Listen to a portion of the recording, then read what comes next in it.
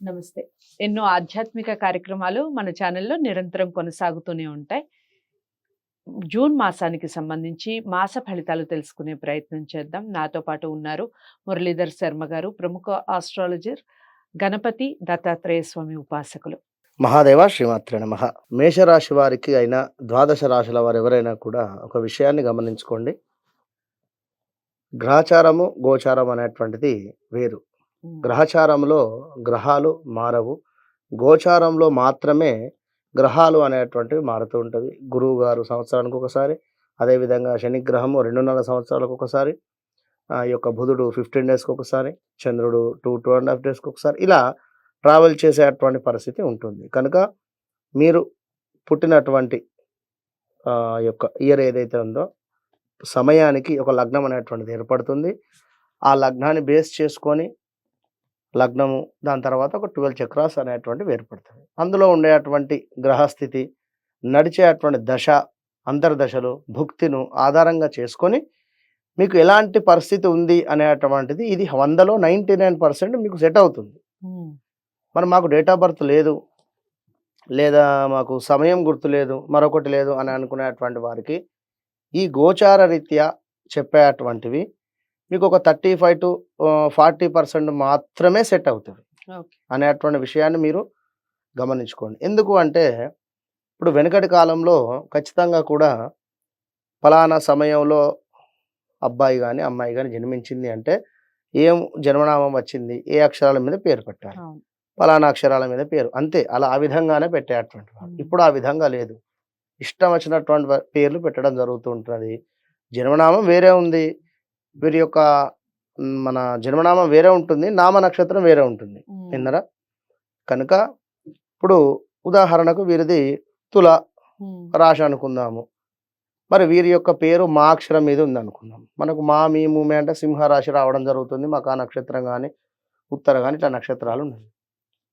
మరి వీరు జన్మించినటువంటి సమయానికి తులా లగ్నము ఉన్నట్టయితే, తుల రాశి ఉంది అనుకుందాము. మరి వీరి యొక్క పేరు రీత్యా సింహరాశి ఉంది. హ్మ్. మరి వీరి యొక్క సింహరాశి బాగా లేదు, తులారాశి బాగుంది అని చెప్పడం జరుగుతున్నది. మరి ఇప్పుడు వీరి సిచ్యువేషన్స్‌లో వీరికి ఒకవేళ బాగాలేని సిచ్యువేషన్ వచ్చినా తులారాశి వారికి బాగుంది, సింహరాశి వారికి బాలేదు. హ్మ్. ఉదాహరణకు మరి వీరు ఎక్కడికైనా వెళ్ళినా కూడా వీరి జన్మచార్ట్ చూస్తే తులారాశి బాగుంది బాబు అంటున్నారు. మరి వీరి పేరు వచ్చేసి మహేషో ఏదో ఉందనుకుందాం. సింహరాశి రీత్యా కూడా కొంత ఇంపాక్ట్ అనేటువంటిది ఉంటుంది అని అర్థం చేసుకోండి. విన్నారా? ఒక కేవలము మాది తులారాశి లేదా మాది ఫలానా కర్కాటక రాశి బాగుంది అంటే కుదరదు. డేట్ ఆఫ్ బర్త్ పుట్టిన సమయంలో ఏర్పడేటువంటి లగ్నాన్ని బేస్ చేసుకోవాలి. దశలు, అంతర్దశలు చూసుకోవాలి. ఎట్ ద సేమ్ టైం మీ పేరు ప్రకారం ఏదైతే ఉందో, మీ నామ నక్షత్రం ఏదైతే ఉందో దానికి ఈ యొక్క జన్మ నక్షత్రము, ఈ యొక్క జన్మనామము సెట్ అయ్యిందా అనేటువంటిది మాత్రము చూసుకొని ముందుకు వెళ్ళండి.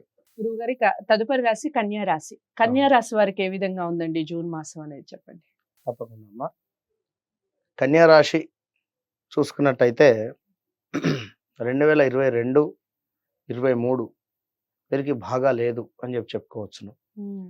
22లో వివాహం అయినటువంటి కన్యా రాశి వారికి 22 ఆగస్టు నుండి గొడవలు, హ్మ్. 23లో కోర్టు కేసుల దాకా వెళ్ళినటువంటి సందర్భాలు.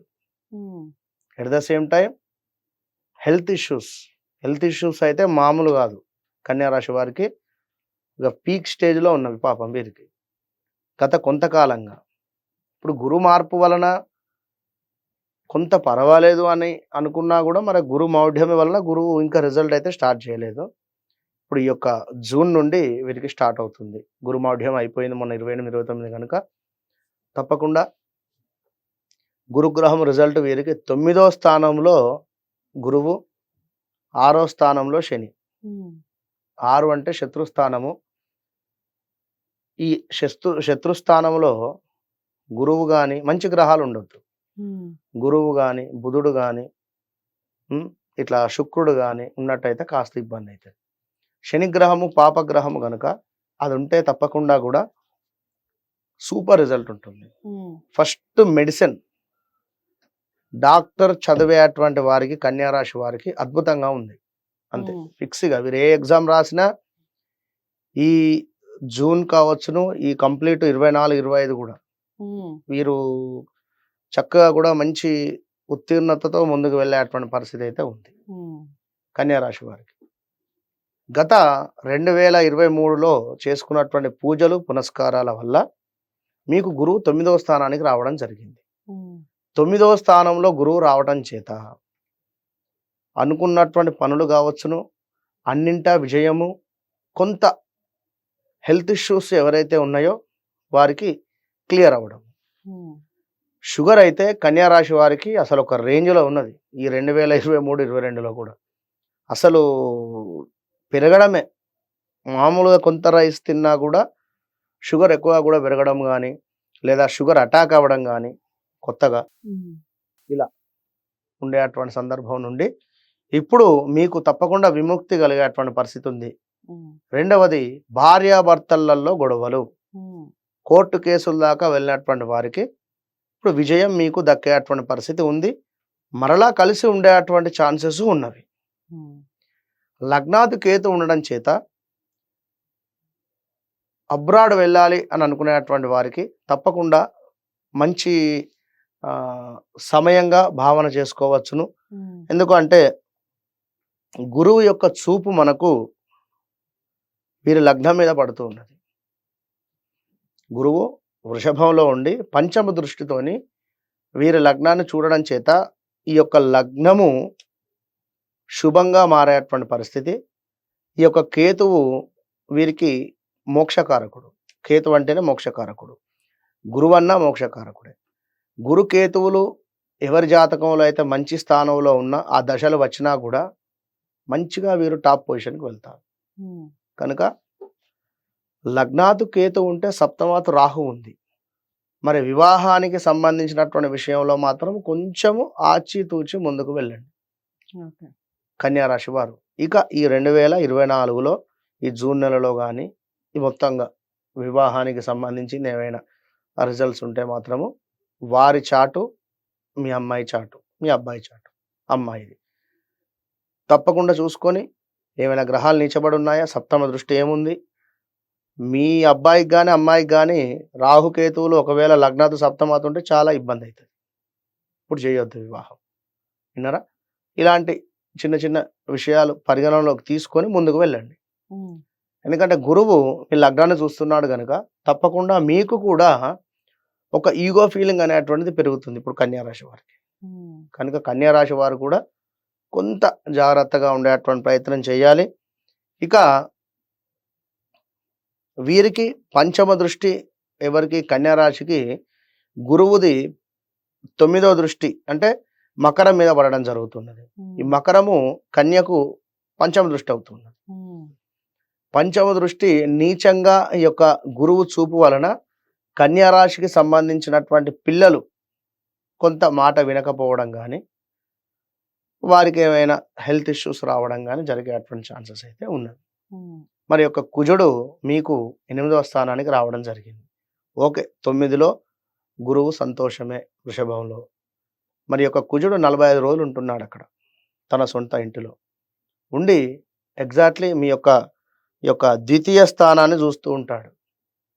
అంటే మీ మాటకు సంబంధించి ల్యాండ్ రిలేటెడ్ ఏమైనా ఇష్యూస్ ఉన్నా, ల్యాండ్ రిలేటెడ్ ఏమైనా సమస్యలు ఉన్నా, రియల్ ఎస్టేట్ చేసేటువంటి వారికి కానీ మా ల్యాండ్ అమ్ముడు పోవటం లేదు, అనుకున్నటువంటి రేట్ రావటం లేదు అని అనుకునేటువంటి వారికి ఈ నెల లేదా 45 రోజులలో తప్పకుండా మంచి రిజల్ట్ వచ్చేటువంటి పరిస్థితి ఉంది.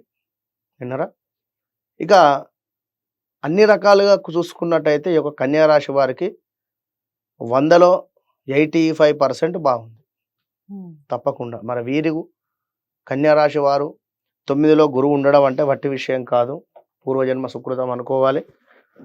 తప్పకుండా వీరు కూడా గురువు యొక్క సేవ ఏ రకంగానైనా ఏదైనా దేవాలయానికి వెళ్ళి దేవాలయం క్లోజ్ చేసేటువంటి సందర్భంలో గుడి ప్రాంగణం మొత్తం కూడా శుభ్రం చేసి చక్కగా కూడా తుడిచేసి నవగ్రహాలను కడిగి అదేవిధంగా ఏవైనా మనకు దేవతార్చనకు సంబంధించినటువంటి వస్తువులు గానీ ఏమైనా ఉన్నట్టయితే శుభ్రపరిచి అక్కడ పెట్టేసి ఇంటికి వెళుతూ ఉండండి.